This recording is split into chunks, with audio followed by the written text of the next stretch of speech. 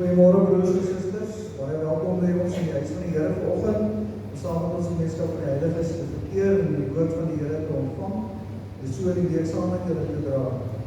As julle wil, dan kan julle dit ander ook doen, dis baie goed, so wil dit net nie vergeet nie. Luister maar wat die dominee sê vanmôre, is beslis 'n goeie boodskap wat hy vir ons ontbring. Dit is die Here se woord wat hy sal ontbring. So die volgende afkondigings gaan ons hier aan die kerkraad. Ons doen voorbereiding vir die volgende lidmate van ons wat siek is, of wat sy familie of iemand siek is. Suster Bybelskool wat aansterk na operasie. Sy is ook by haar tweede suster Rina, wat sukkel met die kanker en Lichtenburg, wat gaan nie goed daar nie. Dan Suster Heida Kotse, wat sukkel met die gebreekte skouer, waarvan sy aansterk. Suster Yvonne Degenaar, wat 'n bloedsiekte het. Suster Leandrie Goosen, hier by ons in die kerk vanmôre na 'n operasie in die week. Wat vir haar sterkte doen. Suster Rika Strauss, wat 'n knieoperasie gehad het, sy sterk aan by haar kinders. Suster Elbe Potgieter, wat kanker, dit vir haar. Suster Lorraine de Tooy, wat dialyse ontvang vir haar niere by die huis. Broer Martin Bloem, wat sukkel met die kanker, gaan maar nie goed daar nie, sy broers en susters. Ons vraag ook maar ernstige voorbereiding vir die mense. Suster Marianne Strauss, sy suster wat baie siek is in die hospitaal. Suster Janita Goosen, wat aansterk na 'n nekoperasie tuis. Suster Frida Lourens, sê baie dankie vir die voorbereiding, vir die galblaas wat verwyder is. Sy sê dit gaan sommer baie beter met haar. En dan doen ons voorbereiding ook vir broer Emil Strydom met sy pa, Carrie, wat nie lekker is nie. Gaan maar nie goed daar nie. Ons vraag op voorbereiding asseblief. Dan die verjaarsdag op die 22ste Maart, hooplik aan Emma Kairos. 23ste Maart, Suster Jolanda Wolfhard. 24ste Maart, broer Laurens Koetsier. 25ste Maart, Suster Eloise Pietersen. Sy was brink gewees, sy het getroud verlede Saterdag, sy het Pietersen. 26ste Maart, broer Maart, Johan Kairos. 28ste Maart, Suster Joanne Bam. 28ste Maart, broer Lodewijk Fourie. Ons sê vir almal baie gelukkige verjaarsdag wat die week aan die kom is, mag die Here vir 'n goeie dag maak in die jaar wat voorlê. En dan het ons 'n versoek gekry om tog daar baie van ons kinders, vir ons jeug wat hierdie naweek daar in die Kaap van die SA's deelgeneem het. Ons vra tog dat die ook aan hulle sal dink in die gebeure, dat dit met hulle goed sal gaan en dat dit goed gegaan het met hulle vir die wat al reeds hulle onderwerpe afgehandel het. Dan is dit vir ons lekker vanmôre om af te kondig, op approbasie afkondiging. Die volgende lidmate wat oorkom na ons gemeente toe, Suster Carolina Jacoba Botha, sy was 'n Barkhuizen van die NG Kerk Ombrandstad, en dan ook Suster Jorien Barkhuizen en haar dogtertjie van die Hervormde Kerk Springs-Oos, dis Dorien se dogter. Ons sê vir hulle baie welkom so lank. Ons approbasie van volgende Sondag afgehandel wees, dan sal ons vir hulle formeel welkom weer. Ons het geen lidmate verloor wat weg is nie. Gewone afkondigings verder aan Bybelstudie, maandag 1800 uur in die kerksaal en donderdag 10 uur in die konsistorie, die oggend. Dan vra ons nominasies vir die kerkraad, ons wag nog af, 2 ouderlinge, Dorpwyke 7 en 8. 1 diaken in plaas van 4 aansterk en 2 diakens in Dorpwyke 7 en 8. Ons kerkdienste vir die heilige sal wees met die afsluiting van die VWO vanoggend vir die kwartaal sal daar aanstaande Sondag dan geen VWO wees nie, maar hulle begin normaalweg om 9:45 en die klasse duur tot 9:15. Kerkdienste begin om 10:30, die prediker sal op die Van Visser wees. Nagmaal, Goeie Vrydag die 3de April 2026 sal ons om 11 uur die oggend 'n nagmaaldiens hou hier, gelei deur Dr. Jacques Paul van der Rywel. Ons het ook op daardie dag bevestiging van kerkraad wat ons sal plaasvind net voordat ons die erediens hou. En dan kan jy self na die erediens van vir rustig en geniet, die koffie wat ons aanbied vir julle wat losstap en luister na die film. Baie dankie. Baie dankie julle, goeiemôre broers en susters, maar welkom vanmôre by die erediens. Mag die Here ook deur sy Gees self teenwoordig wees. Voor ons begin wil ek net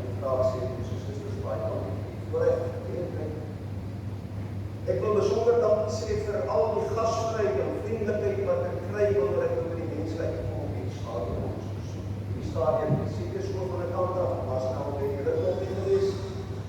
Hierdie daar alle besoek op tussen in baie dankie. Al regtig die vriendelikheid en die gasvryheid waarmee ek oral ontvang word, waarmee dit regtig baie. Broers en susters, kom ons staan asseblief vir ek spreek van die groet en ook bly staan vir die lofsangers.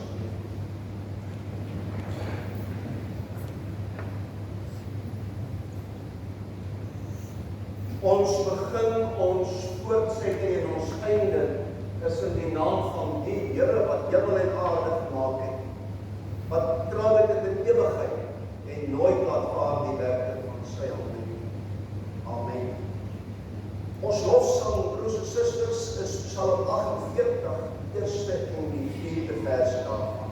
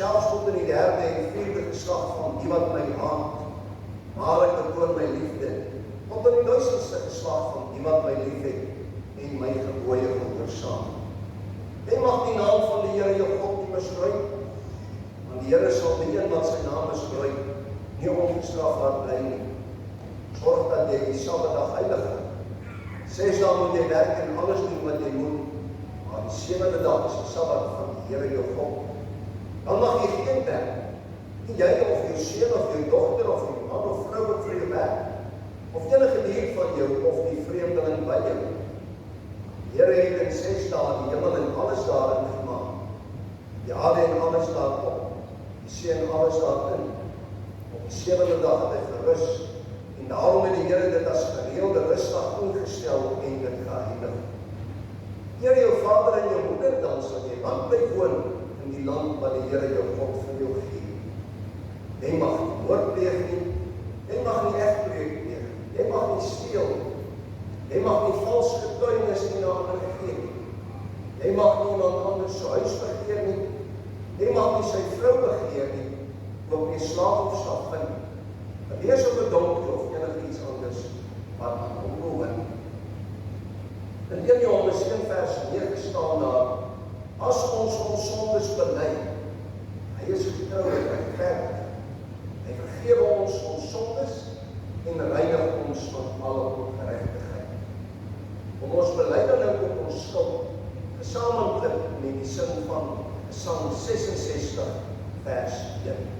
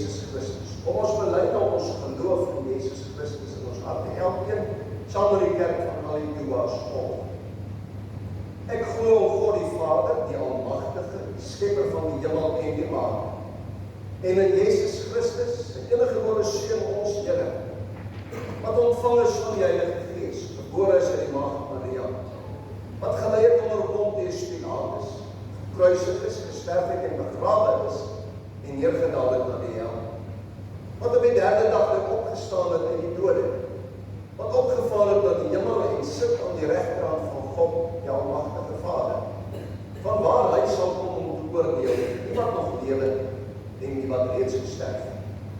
Ek glo in die Heilige Gees, ek glo in die heilige algemene Christelike kerk, gemeenskap van die heiliges, die vergewing van sondes, die opstanding van die vlees en die ewige lewe. Amen.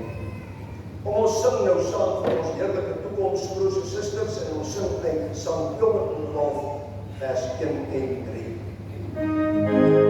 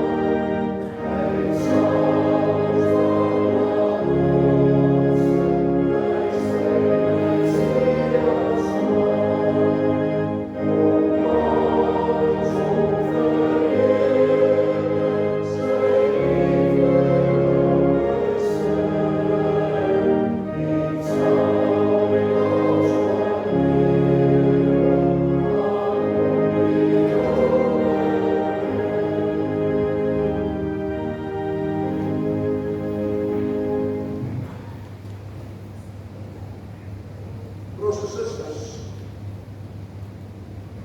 om 'n kruisdood te sterf, was die ergste van alle wrede maniere waarop iemand aan sy einde kon kom. Daarom is slegs die mees gehate en die mees veragtelike misdadigers gekruis. Ouers wat hulle self aan sulke oortredings skuldig gemaak, dat daar vir hulle geen genade was. Hulle moes die ergste kry vir hulle dade, en dit was om gekruis te word. Jesus Christus is gekruis. Nie omdat hy 'n misdadiger was, ja wel vir die Joodse skrifgeleerdes en die Fariseërs en die volksleiders was hy 'n misdadiger. Volgens hulle oordeel, want hy het kom goed doen en kom goed sê wat hulle nie van gehou het. Volgens hulle het hy die wette van God oortree. Volgens hulle verstaan is hulle gered deur die wet te onderhou, maar die Here Jesus het gekom en gesê, jy kan nie gered word deur die wet te onderhou nie. Dis nie die wet wat jou red. Die Here Jesus het gekom en gesê, glo in my, en jy het die ewige lewe. En die Jode het dit nie verstaan nie, en hulle wou dit nie hoor nie, want dit het alles ingedruis in hulle werk. Die Here Jesus het gesê, jy moet jou vyand lief hê, en hulle wou dit nie hoor nie. Hy het gesê, jy moet die ander wang draai. As iemand jou op die een wang slaan, en hulle wou dit nie hoor nie, want by hulle was dit 'n oog vir 'n oog en 'n tand vir 'n tand. So volgens hulle het hy hulle wette oortree, was hy 'n misdadiger, en uiteindelik is hy dan daarvoor gekruis. Maar weet jy, ten spyte van die geweldige vernedering wat met kruisiging gepaard gegaan het, want die ouers wat gekruisig is, soos gewoonlik hulle eie kruise dra tot daar waar hulle gekruisig is. Buiten dit was dit 'n ongelooflike, pynlike ervaring. Hulle is daar waar die kruis eers op die grond gelê is, hulle daar aan die kruis, letterlik en figuurlik vasgespijker met hierdie lang spykers wat hulle gebruik het. En dan is hulle opgehuis, en dan is die kruis in die gat geplant en die gat nou toegemaak, en daar het hulle gehang in pyn en lyding tot hulle dood. Soms het dit bietjie langer gevat, party dag of 2, ander is vinniger oorlede, maar dit was 'n verskriklike, pynlike proses en ervaring. Nou weet ek, ten spyte van dit alles, van daardie geweldige pyn, kry ons sekerlik van die mooiste en mees bemoedigende en vertroostende woorde uit die mond van die Here Jesus, terwyl hy daar in pyn en lyding die laaste oomblikke van sy aardse lewe moes deurbring. Kry ons juis, terwyl hy daar aan die kruis hang, skryf dit spesifiek in een van die 7 kruiswoorde, ons het verlede Sondag oor die een gehandel, vanmôre kyk ek in die predik in konteks na die ander een, nog een. En daardie wonderlike woorde waar hy vir die een misdadiger sê, voorwaar ek sê vir jou, vandag sal jy saam met my in die paradys wees. Ons kry 'n klomp waarhede wat ek nou kortliks gaan aanspreek, broers en susters, by die belydenis van daardie een misdadiger. Ek wil vanmôre kortliks daarna kyk. En dan kry ons hierdie woord vertroostende waarheid in die woorde Jesus se antwoord op daardie misdadiger. Wat vir u en my in ons tyd ook steeds bemoediging en versterking en vertroosting van aard moet wees. Ons leef in moeilike tye, uitdagende tye. Ons leef in tye van moedeloosheid, swakgalligheid en negativiteit en hartseer en allerlei ellendes. Dinge wat geneig is om ons as Christene af te druk swart gate moet verval, van wanhoop. Maar dit wat die Here Jesus daar aan die kruis vir hierdie misdadigers gesê het, is ook bedoel, vergeet vir my, te midde van al hierdie ellendes, op te lig, hoop te gee, moed te gee, sodat ons die uitdagings van die lewe kan voortgaan. Ons lees vanmôre, broers en susters, dieselfde teksgedeelte as verlede Sondag.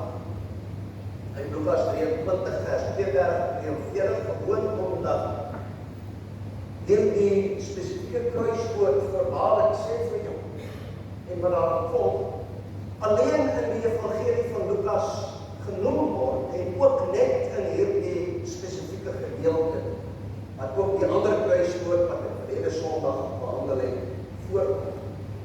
So kom ons lees vanmôre dan opnuut uit Lukas 23, vers 32 tot 43. En daar is nog 2 ander kwaaddoeners weggelei om saam met hom tereggestel te word. En toe op die plek kom wat hoofskedel genoem word, het hulle hom daar gekruis. En die kwaaddoeners, een aan die regter en een aan die linkerkant, en Jesus sê, Vader, vergeef hulle, want hulle weet nie wat hulle doen. En hulle het sy klere verdeel en die lot daaroor gemerk. En die volk het staan en aanskou. En die owerstes het saam met hulle ook geskimp en gesê, ander het hy verlos, had hy homself verlos as hy die Christus, die uitverkorene van God is. En die soldate het hom ook bespot en gekom en vir hom asyn gebring en gesê, as jy die koning van die dode is, verlos jouself. En daar was ook 'n opskrif bokant hom geskrywe in Grieks en Romeins en Hebreëse letters. Hy is die koning van die dode. En een van die kwaaddoeners wat opgehang is, het hom gesmaad en gesê, as jy die Christus is, verlos jouself en ons. Maar die ander een antwoord en bestraf hom en sê, vrees jy ook God nie, terwyl jy in dieselfde oordeel is. Ons tog regverdig, want ons ontvang die verdiende loon van ons dade, maar hy het niks verkeerds gedoen nie. En hy sê vir Jesus, dink aan my Here, wanneer u in die koninkryk kom. En Jesus antwoord hom, voorwaar ek sê vir jou, vandag sal jy saam met my in die paradys wees. Ons sover die skriflesing, broers en susters, salig geskelkheid by die woord van die Here hoor, en dit klop so in die hart gewaar. Kom ons bid nou saam.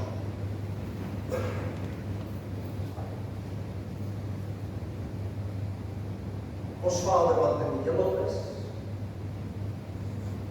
Here, ons dank u vir die liefde en die grootheid en die genade. Ons dank u, Here, omdat u 'n barmhartige God is wat u oor die skepping en ook die ganse mensdom ontferm. Ons dank u, Here, vir al die seëninge wat ons uit u hand ontvang. Ons weet ons verdien dit. Ons dank u vir die reën. Ons dank u vir die gesaaides daar op die landerye. Ons dank u vir besigtes, ons dank u vir die werk wat ons kan doen. Onmaakbaar. Ons dank u vir die krag en gesondheid wat ons geniet, Here, sodat ons hierdie taak kan verrig. Sodat ons kan verdien en kan lewe en vir ons gesinne kan sorg. Ons dank u, Here, want dit alles kom in u hande. Sonder u is ons niks en het ons niks. Ons dank u vir die voorreg om die bymekaar te kan wees, o Vader, as kinders, as broers en susters in die geloof. Ons dank u vir die woord waaruit ons kan lees, Here, sodat ons daaruit in die geloof versterk kan word. Ons dank u vir hierdie voorreg, Here, waar ons kan stil raak en kan vergeet van die dinge daar buite, onsself daarvan kan afsluit, sodat ons onder leiding van die Gees kan konsentreer op die woord en wat u vir ons wil sê. Ons bid vir die kerk, Here, hier op aarde. reg oor die wêreld heen wat in hierdie dag en eintlik elke dag die woord verkondig. Dat die kerk getrou sal wees aan die waarheid van die woord. En nie die nek sal buig voor die dinge en die genietinge van die wêreld. Ons bid dat oral waar die woord verkondig word, Here dit geseënd sal wees. Gebruik daardie diensknegte wat gewoon nie te gesondaar mense is, Here, as instrumente in U hande, om die woord te verkondig en mag dit vir U reg en aanneemlik wees. Ons bid dat dit ook, Here, onder leiding van die Gees, dat die Gees self teenwoordig sal wees, dit stil sal maak in ons harte in hierdie oggend, sodat ons ook daardie behoefte sal hê om uit te spreek. Spreek, Here, die diensknegte mercy. Ons vra dit in die naam van Jesus Christus ons verlosser. Amen. Ons sing nou vervolgens saam, broers en susters, uit Psalm 391, vers 1, 4 en 5. 391, vers 1, 4 en 5.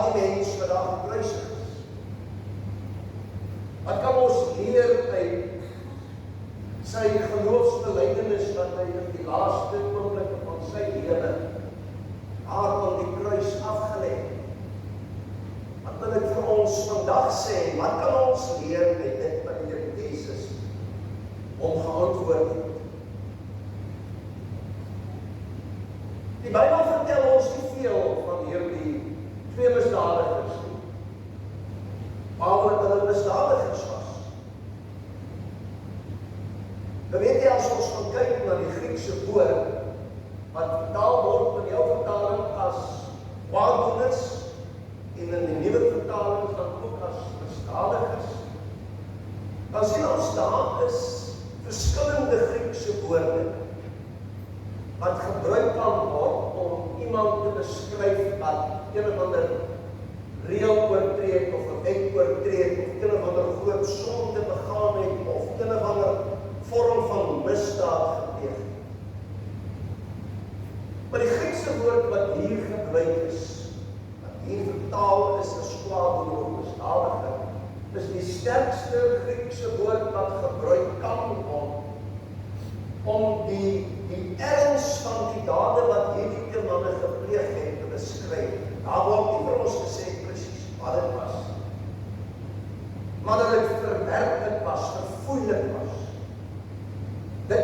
hierdie Griekse woord vir ons wil sê.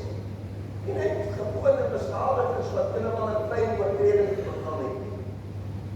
Dis twee mense wat die ergste verdien het. Daarom is hulle gekruis. Dis twee mense wat geen genade bewys moes word. Hulle moes op die breedste denkbare manier daar aan die kruis sterf.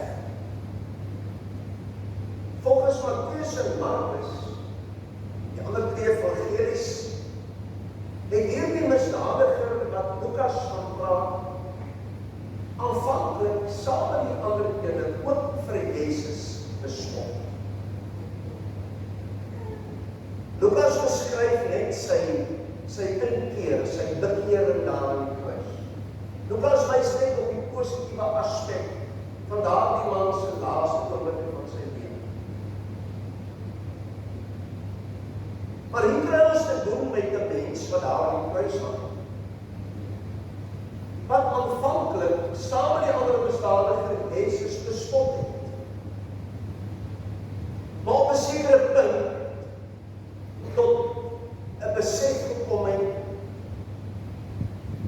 en tot 'n nuwe oortuiging gekom het, tot inkeer gekom het en sy geloof in hierdie Jesus wat saam met hom gekruisig word, daaraan bely het. Hy bely Jesus as die koning daar aan die kruis. Iewers moes hierdie man dalk al reeds iets opgetel het, iets raak gesien het tot die besef van iets groter gekom het.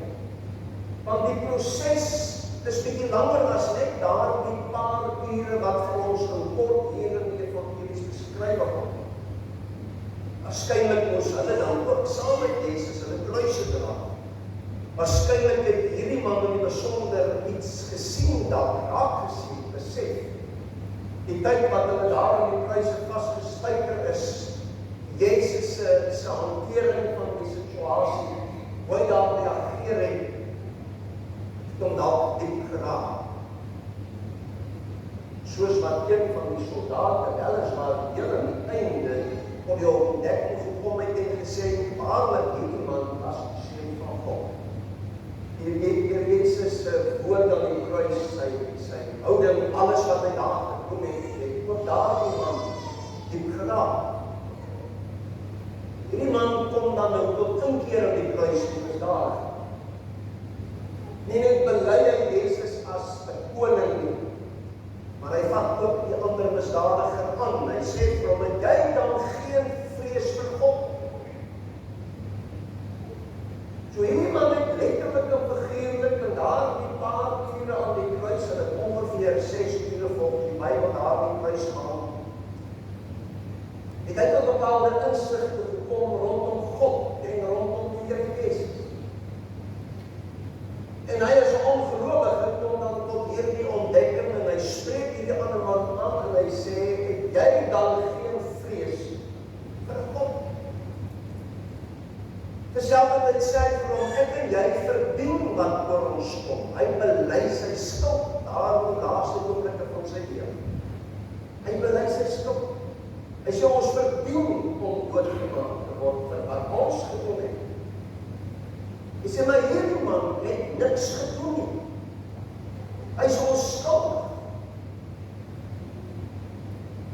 En dan sê hy in nederigheid, sê hy vir die Here Jesus, dink aan my as u in die koninkryk kom. Dink aan my as u in die koninkryk kom. Hoe het iemand by daardie punt gekom, broers en susters, dat hy tot bekering gekom het en hierdie klompie goedjies daar in die laaste oomblikke van sy lewe kwytgeraak het.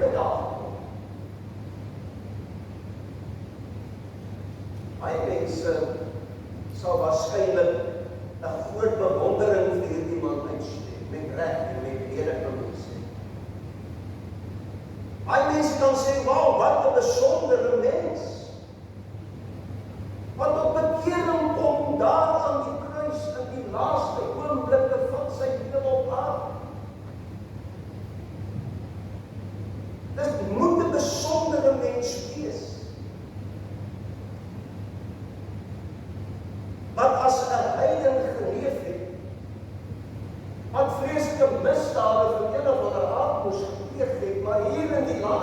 oomblikke van sy lewe kom hy tot bekering.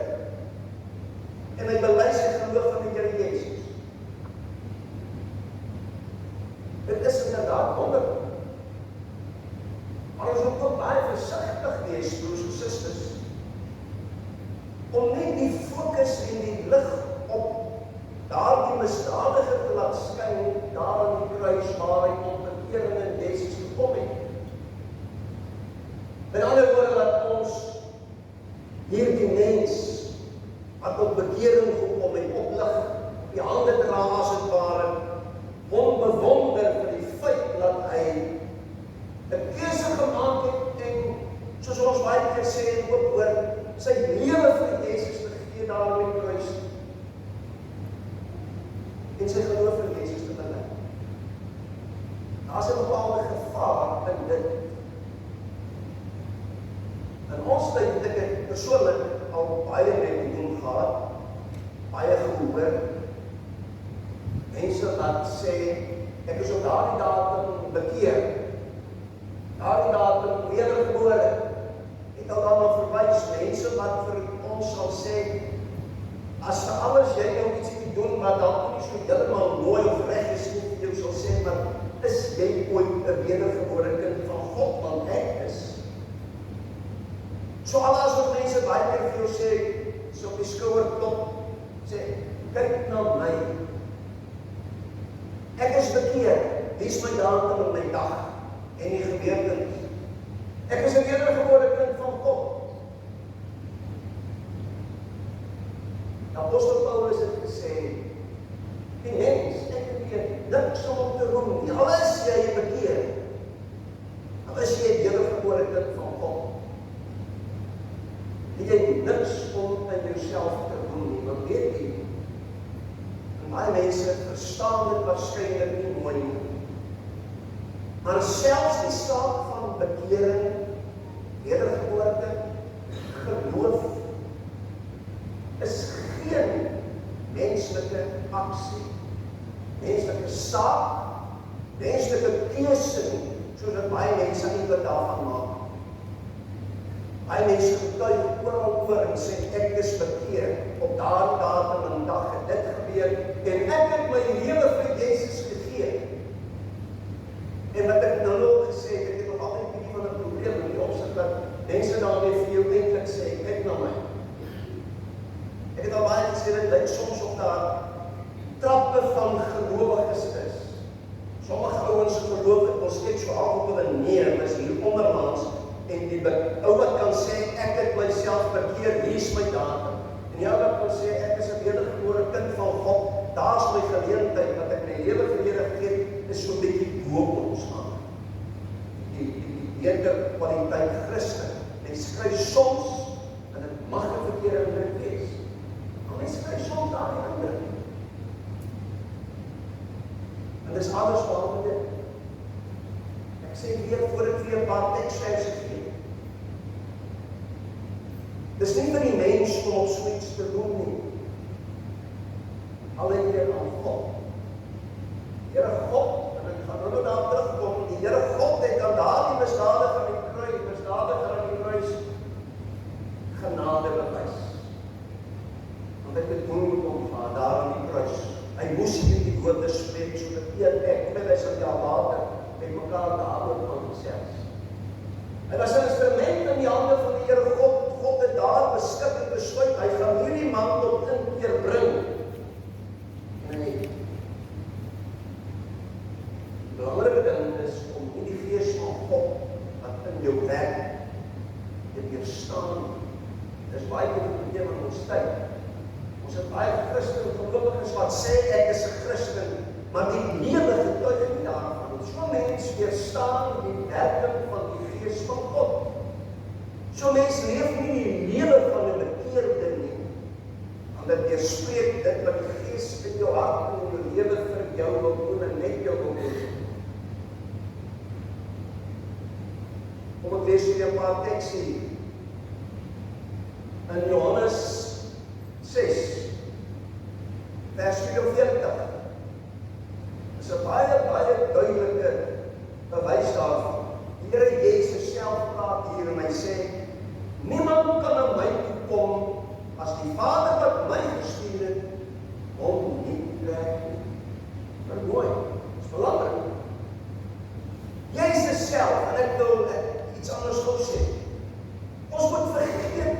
mense sê, wat mense leer, wat nie op die woord gesprees. Dis 'n emosionele saak, om ek laat me sê, daar te roem, daar is my datum van bekeer. Ek het my bekeer, ek het my lewe vir Jesus, ek het my lewe vir Jesus gegee. My besluit, my keuse. Jesus self sê, maar dis gewoon nie waarom dit gebeur nie, so nie, sê Jesus. Hy sê, niemand kan na my toe kom as God hom nie trek nie. En as ons kyk na die Griekse woord, wat hier gebruik word vertaal as trek, is dit 'n baie sterk Griekse woord. Dit beteken ook sleep. Met ander woorde, die Griekse woord die sê eintlik vir ons, God gaan haal jou. Hy trek jou na hom toe. Hy trek jou na Jesus Christus. God gee aan jou die geloof om te kan glo, en hy gaan haal jou en hy trek jou na die Here Jesus. Dis 'n sterk aksie. Jesus sê, dit is wat gebeur. Kom ons kyk net na Paulus, as jy 'n eenvoudige voorbeeld. Paulus is bekeer, sy vyand. Maar juist die apostel Paulus sê, ek kan nie daaroor roem nie, want dis nie ek nie. Paulus was op pad om Christene te gaan doodmaak in Damaskus, om te gevangen te neem eintlik, en dan word eventueel eintlik doodgemaak. Maar Paulus het gegaan om hulle gevangen te neem. Hy het nie daarna sy pad gestop en tot die besluit gekom, ek verander, ek gee my lewe vir die Here Jesus. God het in sy lewe ingegryp. En sy stop.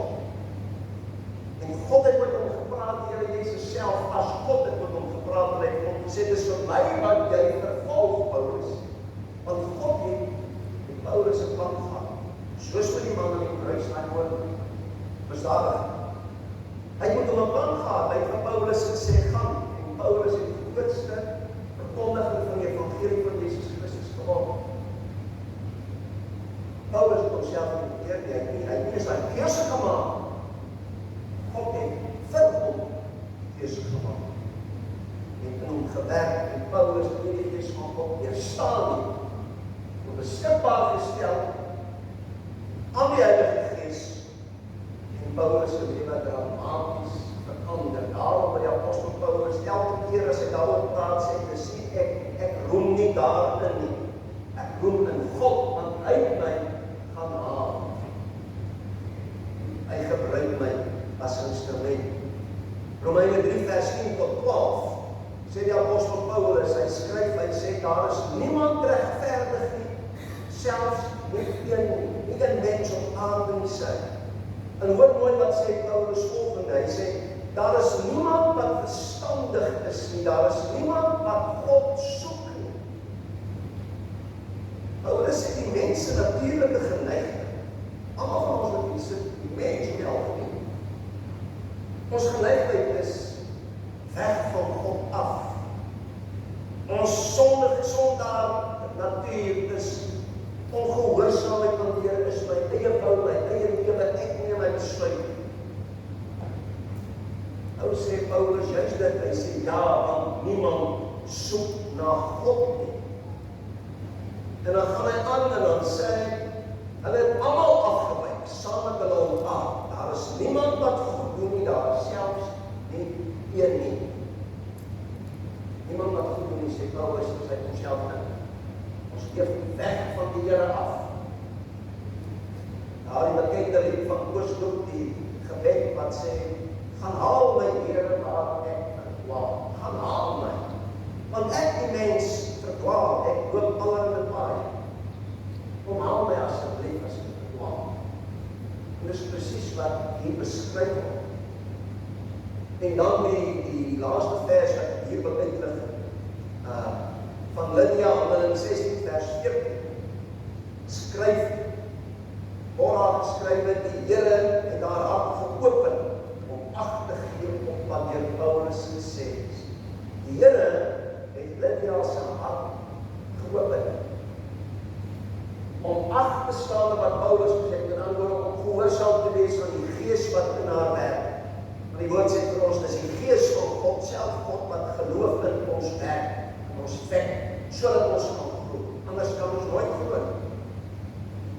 En dis die Here wat Lydia se hart oopmaak, sodat sy verstaan en sy het. Hier is baie duidelik, broers en susters, dat wanneer die mens uit hom eie 'n besluit moet neem, sal ons nooit by God hê. Dis Jesus wat ons gaan haal, is God wat ons trek. Daai man aan die kruis was 'n misdadiger. Tog het hy in die laaste oomblik tot geloof gekom. God, soos ek nou vir julle gesê het, met hom 'n plan gehad. Hy bring hom na Jesus toe in daardie oomblik aan die kruis. Hierdie man sê al die mooi dinge, hy sê, dink aan my as jy in die koninkryk is.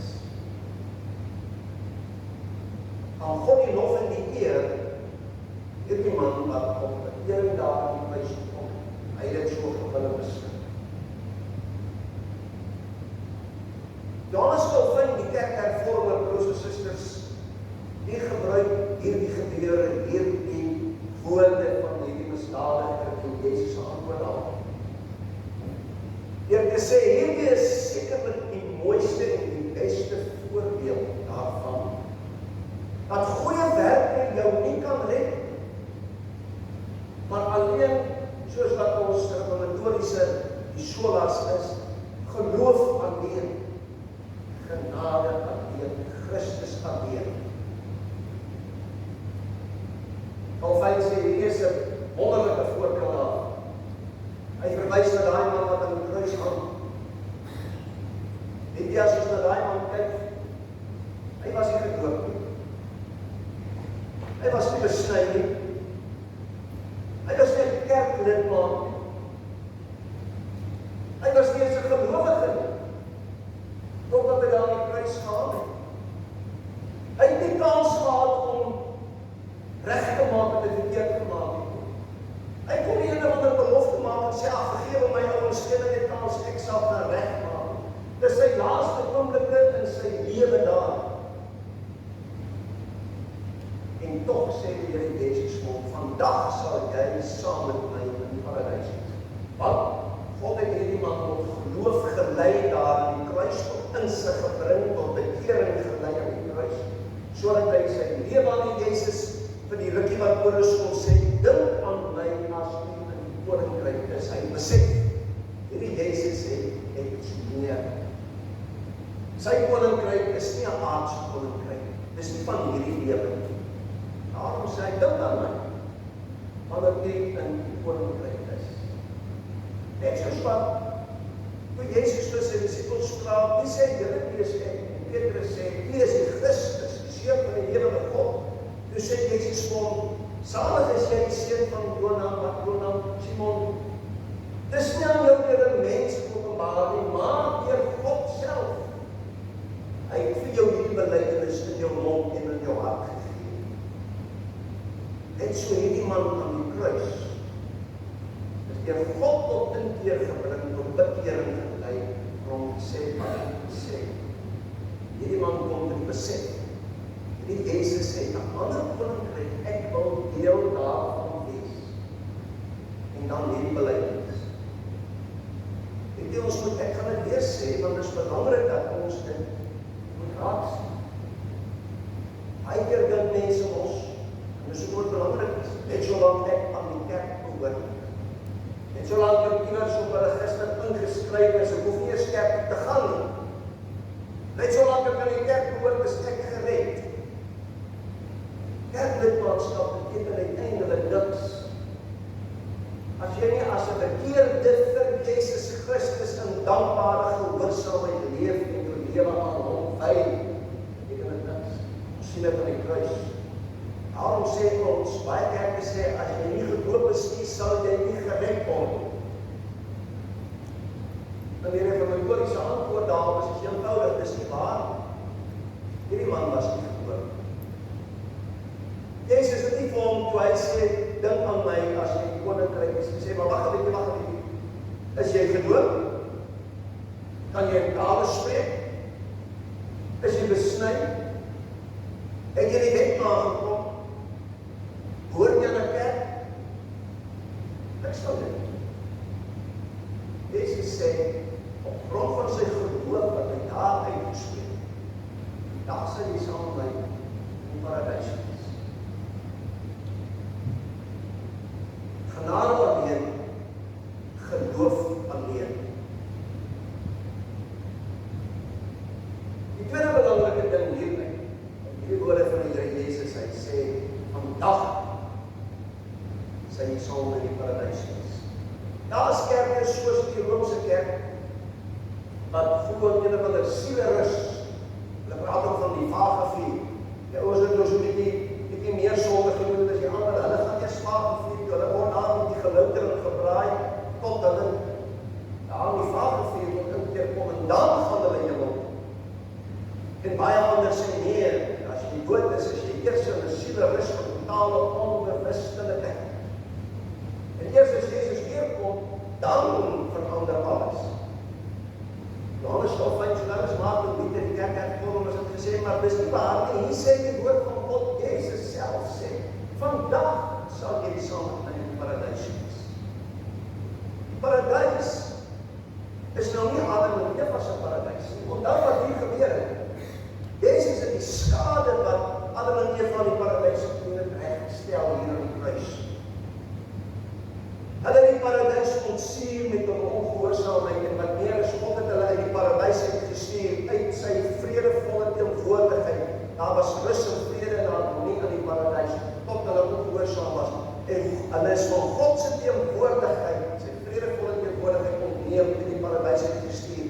Nou kom die Here Jesus, hy betaal vir Adam en Eva se sonde, hy betaal vir my sonde aan die kruis, en hy kom stel dit reg. Hy kom maak heel wat stikkend gebreek is deur die mens, en hy sê, vandag sal jy saam met my in die paradys wees, as 'n verbintenis in wat Adam en Eva verkeerd gedoen het. Maar die paradys waarvan Jezus praat, is in God se teenwoordigheid, en die vredevolle teenwoordigheid van die Almagtige.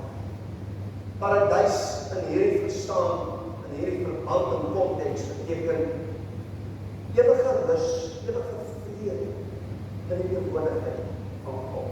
Jezus sê, en jy kan my vandag gaan hê, as jy asem in my plaas. Vir een van my wat op hierdie aarde lewe, wat ook op sterwing kom, is dit die wonderlike doodslag. Die dood is nie bedreiging nie. Die dood vat nie weg. Inteendeel, die dood is deurgang. Hierdie paradys waarvan Jezus praat. Ons gaan nie elders eers van niks weet vir eeuwe totdat Jezus weer kom. Jezus selfs, vandag gaan jy al vrede in die teenwoordigheid van God ervaar. Die laaste punt, broers en susters, wat ek nou al verwys, is eintlik een van 'n gevaarlike een en 'n vermaande een.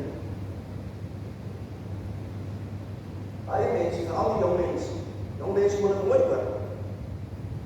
Kyk, daar is 'n uitdrukking wat sê, die ouers moet gaan, die jonges kan gaan. Is die waar? Maar baie jong mense sê, ons ou mense sê ook man, gaan van die veronderstelling uit en sê, ek het nog baie tyd. Ek is nou eers 18 of ek is nou eers 20, ek kan nog lekker baie droog maak. Ek kan nog 'n klomp goed aanvang en aanjaag. Daar is nog baie tyd, daai man is dan aan die kruis in sy laaste oomblik vrygespreek. So dit kan seker met my ook gebeur. Ek hoop so daarom gaan ek aan met 'n onverskillige, ondankbare lewe. Want ek het nog baie tyd. Daar's nog kans. Augustine is een van die heel eerste ou kerkvader, wat hier in die jare 370 daarom tot 450 na Christus geleef het, so jy kan hoor, dit is baie jare terug. Augustine het al die wonderlike ding gesê, ek moet bely, dat ek is 42 jaar gelede, dis ook die eerste keer hierdie week, wat ek dit raak gelees, opgespoor, en ek moes nog maar uitleid en navorsing gedoen, en ek kry dit, wat Augustinus gesê het in daardie tyd, ek raak nou in Afrikaans vertaal, maar hy het in Latyn geskryf, en hoor mooi wat sê hy van hierdie ouers wat op die wag tot die laaste oomblik, omdat die moordenaar eers die laaste oomblik van sy lewe genadig is. Hy sê die volgende, daar was 2 misdadigers op die kruis. Hy skryf, hy sê, Daar was een gered, jy moet verstaan, daar was een gered, sodat ons nie hoef te wanhoop. Bedoelende die dood is nie die einde. Daar is 'n Heer van die Vader. Hy sê daar is een gered, wel een gered, sodat ons nie hoef te wanhoop. Hy sê, maar net een gered, sodat niemand moet uitstel. Dit is vir my 'n vreeslike mooi ding. Daar is een gered, sodat ons nie hoef te wanhoop nie, maar net een is gered, sodat ons nie moet uitstel.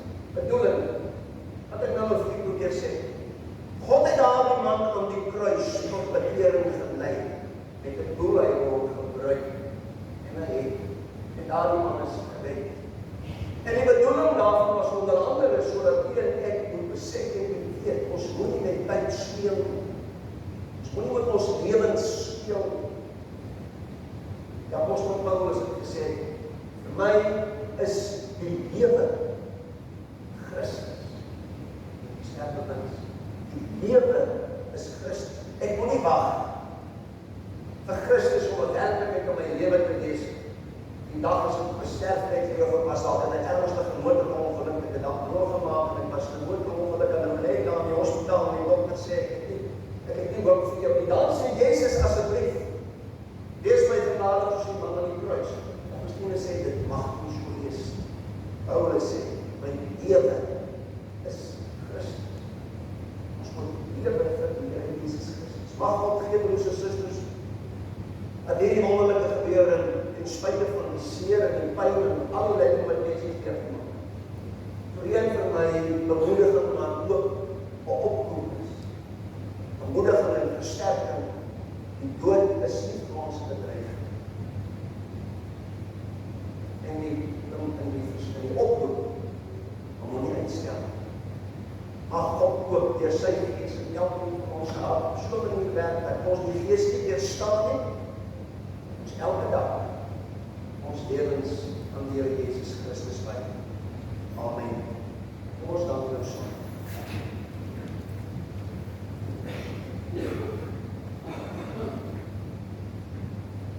Hemelse God en Hemelse Vader, Here, baie dankie vir die woord wat helder en duidelik vir ons spreek. Here, ons as mense, dat ons lei deur ons emosies, deur ons eie denke. En dit is dan wanneer ons onsself wil doen, en ons geloof wil doen, asof ons geloof beter is dan anders is. Dankie Here dat ons môre die woord en die waarheid kon ontvang.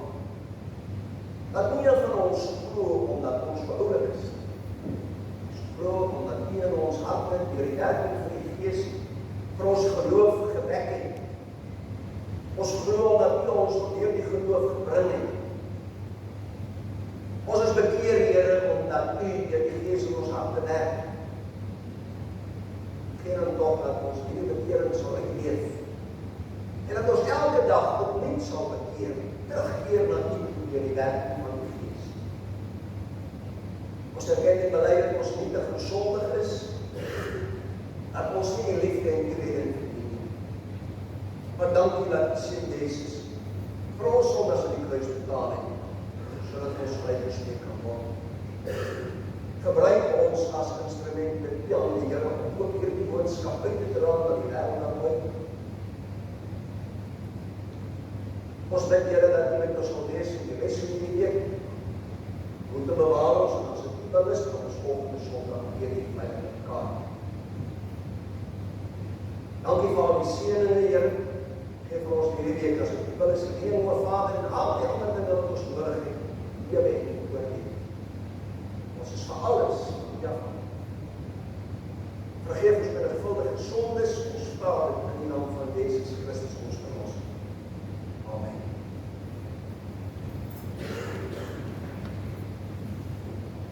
Ons gee nou geleentheid, broers en susters, vir die insameling van die offers asseblief.